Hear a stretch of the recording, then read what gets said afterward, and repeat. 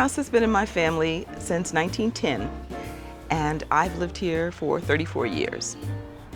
This house has been in my family for over 100 years. My great-grandfather to my grandmother to my dad, and then my dad sold it to me for $1. I've lived in LeDroit Park 62 years. My house was built in the 1880s.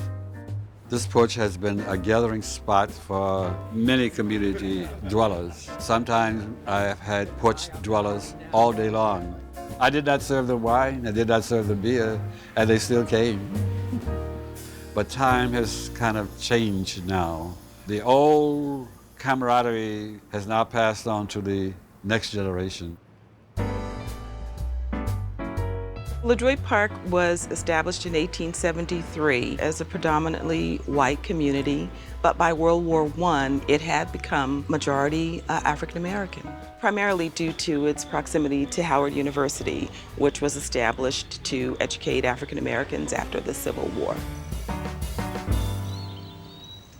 Over the years, this community was a mecca for artists, doctors, educators, writers, and particular activist intellectuals, people who were devoted to uplifting the race. Paul Laurence Dunbar, the great poet, civil rights activists, such as Mary Church Terrell. Duke Ellington lived here for a short while. Next door here is where Ernest Just lived. If Ernest Just had not been black, Just research would have won the Nobel Award. In the 60s, after the assassination of Dr. Martin Luther King, there was a major decline in property values and in safety. Crime went up, drug use was out of control, and it was not a place that you really wanted to live. Over the last 5 years, what's been happening has been a revitalization, and you're seeing homes coming back to life. The community has become much more diverse, and there is a new passion for preserving its history and its architecture. I would like to be able to tell you that people are moving into this neighborhood because they understand the history. But I've got to be honest and tell you that they're probably moving in here because it is a hip place to live. But I think once they get here and they find out the rich history of LeDroit Park, they want to preserve it. I've only lived here for 2.5 years. I started to blog about the history, and then I decided to turn these topics I blogged about into a walking tour of the neighborhood.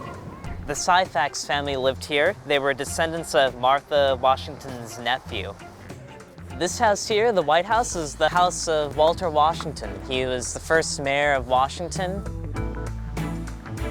LeDroit Park has this great history, but it also has a great offering for residents now as well. So we have the park, we have a farm where we're growing fresh fruits and vegetables, we're walking distance to nightlife.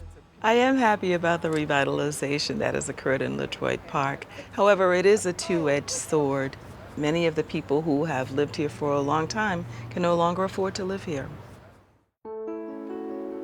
There was a school. It was the icon for black education in LeDroit Park. That building was leveled and now has been made into a dog park and I think a vegetable garden. But this was our history.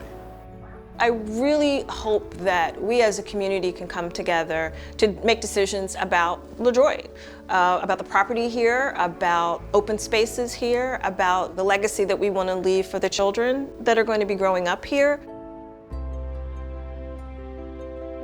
Looking around LeDroit Park, I can see every house as having a story to tell that shaped America.